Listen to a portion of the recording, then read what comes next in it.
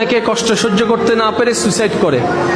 যে সুইসাইড করে, বিষ খায়, ঘুমের ওষুধ খায়, কিংবা অন্যান্য পথ অ্যাপ্লাই করে, যখন ফাঁসিতে সে ঝুলে যায়, ফাঁসির মাধ্যমে সুইসাইড করতে গেলে তার আবেগটা, তার কষ্টটা যখন তার ভিতরে আউট অফ কন্ট্রোল শয়তানে বানিয়ে ফেলে, সে আউট অফ কন্ট্রোল হয়ে যায়, তখন সে নিজের হাতে দড়ি বাঁধে, তখন কিন্তু সেন্স কাজ করে না।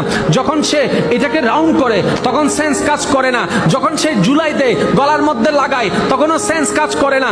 যখন সে ঝুলে যায়, পা থেকে চেয়ারটা সরাই ফেলে, যখন আর কোনো উপায় থাকে না, তখন শয়তান ওইখান থেকে সরে যায়। সরে যাওয়ার পরে তার বিবেক তখন কাজ করা শুরু করে, তখন সে নিজেই বাঁচতে চায়, নিজেই ছুটতে চায়, কিন্তু আর কোনো উপায় থাকে না। তখন সে ভাবতে থাকে, আমি কেমনে করলাম, আমি কেমনে করলাম, কষ্ট তো আরো অনেকের জীবনে আছে, ওরা তো ঝুলে নাই, আমি কেন ঝুলে গেলাম। এই জন্য ভাইয়েরা, শয়তান থেকে সবসময় সাবধান থাকতে হবে। তাকে কখনো